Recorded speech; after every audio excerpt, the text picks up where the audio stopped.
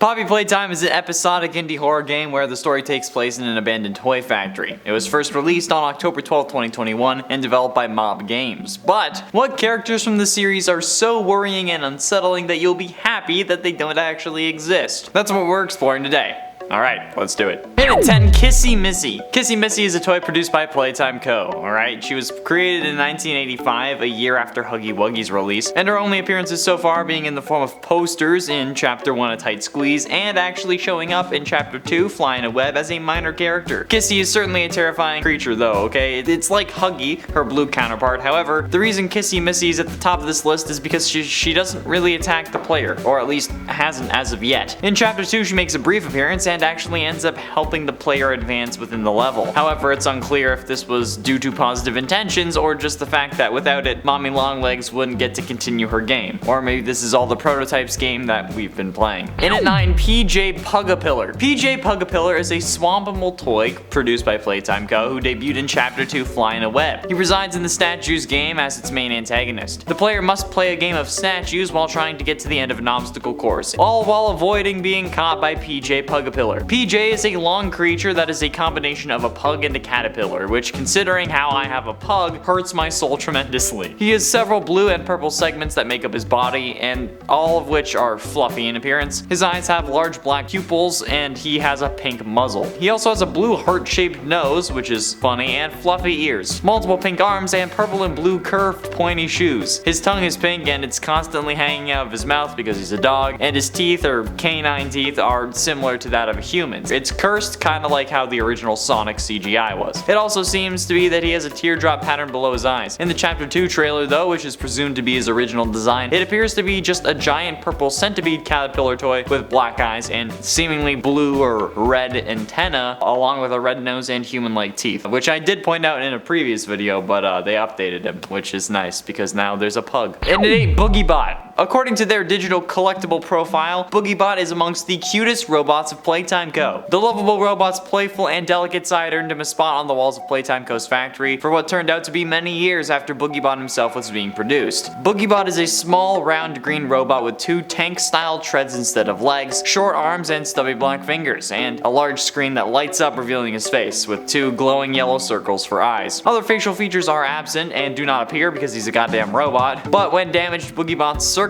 are exposed, with 3 red and 1 seemingly gray wire across his screen or face, which has also been removed because, yeah, that's horrifying. They are also significantly muddier, duller, and darker in color. Sometimes the Boogie Bot can be seen with many parts of his body scattered across the floor, which is what makes me happy that he's not real, because honestly, this thing is cute as hell, and I have no idea how they're gonna try to make this scary, but if this was real and then I saw him scattered all over the place, I actually might cry. And it's 7, just Playtime Co. in general. Playtime Co. is the toy making company which is in essence the big bad of the game series. It also is the main location where the game takes place. It was established in 1930 with the intent to entertain children across the globe, becoming the most famous and well-known toy manufacturing company of its time. All the way back after Elliot Ludwig divorced his wife, he would work for the company of Playtime Co. when a family death pushed Ludwig to the lowest he'd ever been. It's unknown who died, although he continued to work on his company. He would later create big toys like Poppy Playtime, which helped the company grow. Playtime Co. would then experiment with their toys, trying to inject a living rat into one of them. It is also revealed within documents in the game that other people do possess these toys. Mary Pine, for example, possesses Mommy Longlegs. It is also presumed that Poppy Playtime is possessed by Elliot Ludwig's daughter, and that she was the presumed family member that pushed him to his lowest. They may not have been a character, but I'm damn glad that Playtime Co. doesn't exist, or at least in this sense. In at 6, Poppy. Poppy Playtime is the first toy produced by Playtime Co., who debuted in Chapter 1 A Tight Squeeze. She is the namesake for the game series, first appearing in the end of Chapter 1 as a minor character, and then later reappearing in Chapter 2 Flying a Web. Poppy is a small doll with chalk white skin like me, freckles, and rosy cheeks. She has red curly hair tied up into 2 pigtails, held with a pair of powder blue ribbons. The way light reflects off her face also suggests that she may be made from porcelain or some form of a glazed used ceramic. She wears a large powder blue gown and long frilly sleeves adorned with numerous frills and bustles and a pair of black Mary Janes, whatever that means. She also wears deep red lipstick for some reason, even though she's like a literal kid's doll. She also has thin black eyebrows and a pair of uncannily realistic looking blue eyes framed by long eyelashes, which is creepy as all goddamn hell. In chapter 2, she actually seems to be an ally to the player, until the last moments where you're about to escape on the train, but she says that you're too nice to let go, and then traps you even deeper within the factory, which I was calling when I started playing it. I could tell that she was just being that fake kind of nice. Halfway through into number 5, Mini Huggies. The Mini Huggies are toys that were produced by Playtime Co specifically for the Wuggy minigame. They are mini versions of Huggy Wuggy to use to test the reflexes of players during the game. They're presumed to be humans turned into toys, but since we never really see any blood coming from them, there is no real way of knowing that yet. Similar to Huggy Wuggy, the Mini Huggies are long-legged furry entities that come in a variety of fur colors such as green, red, blue, and yellow. Their hands appear to have some straps of Velcro on them, allowing them to grip onto objects, and they also have 4 fingers and a thumb, but they're all fused together in like that classic like glove fashion, so they can't actually move them individually. They appear much shorter than Huggy Wuggy since, you know, they're not 7 feet tall. There are 18 holes in the wall during this minigame, and the player must hit them with their grab pack in order to make them retreat. If they start to make a low growling sound, start shaking, and then are leaning out of the tunnels, you gotta slap them real quick, otherwise they'll fly towards you and then jump scare the hell out of you. And at 4, Bunzo Bunny. Debuting in chapter 2, Flying a Web, Bunzo Bunny first appeared in the musical memory minigame, and his toy versions are later on seen being produced near the water treatment facility. Bunzo Bunny is an anthropomorphic yellow rabbit with black eyes, 2 large buck teeth, and 2 long yellow ears. Oh god, I know where this is going. He also has a green party hat and green overalls with 2 large green buttons holding them together. He has 2 large golden symbols that he claps together like I'm clapping them cheeks. His cheeks on his face are orange, alongside the inner part of his ears also being orange. He has small tufts of fur seen on his chest and the top of his head, and Bunzo acts as one of the mechanics and main mascots for the game for musical memory, in which he will lower towards the player as they play the game, and if you end up getting an error in the game's pattern sequence, he starts moving faster. Or if you just fail the game quickly within the timing of Bunzo's descent, you will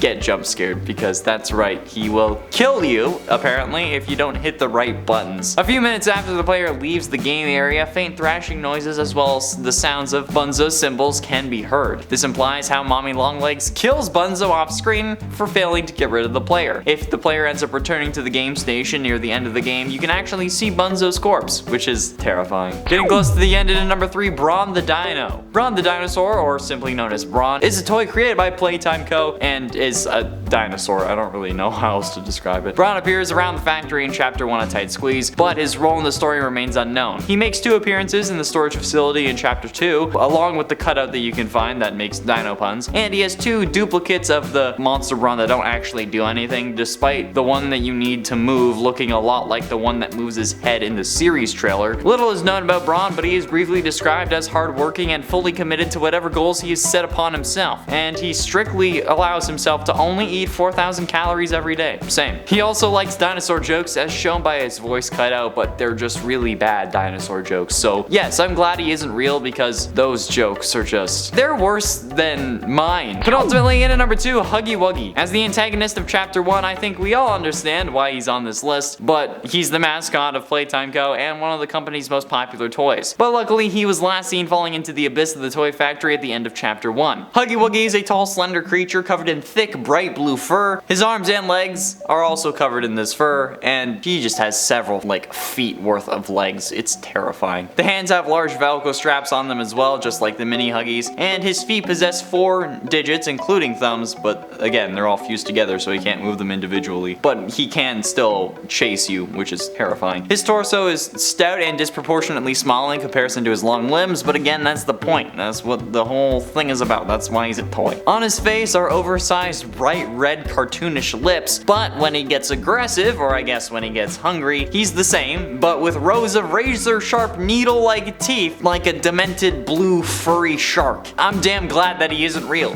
but he also isn't Experiment 1006, which I called a while ago. I mean, I said we were 1006, but maybe this other mother is a piece of us, okay? I don't know. That's why it wrote the note, right? It wrote the note. I feel like that's pretty obvious. And finally, in at number 1, Mommy Long Long Legs. Mommy Long Legs, otherwise referred to as Experiment 1222 or Mary Pine, which is her real human name as listed on the transfer request you can find in the game, is a toy produced by Playtime Co, who debuted in Chapter 2 Flying a Web as its main antagonist. In her angry form, Mommy Long Legs takes on a deranged and annoyed appearance, kinda like my mom. Her entire body becomes withered and covered in grime, and in her sinister form, her appearance remains almost identical to her angry state, except that her eyes become completely dilated and she will no longer blink, which is horrifying. Her hair becomes twisted and mangled and her fingers become very elongated. She also will twist and bend her body to even more unnatural shapes and angles, and throughout the events of Chapter 1, Mommy Longlegs ropes the player into participating in multiple games, in which she claims that she will hand pieces of the train code over to him if he wins. Mommy Longlegs, however, does everything in her power to prevent the player from actually winning and trying to kill them in the end, such as rigging the games that she's forcing the player to participate in, like including the pi math symbol and more in musical memory. So yeah, I am 100% glad that this Freudian psycho spider thing isn't real, otherwise I would probably actually die. That's all the time we have for today, friends. Thank you all so much for watching. I have been in Shower Man Garner Monroe, and I'll see you in another video unless Mommy Longlegs grabs me with those long legs.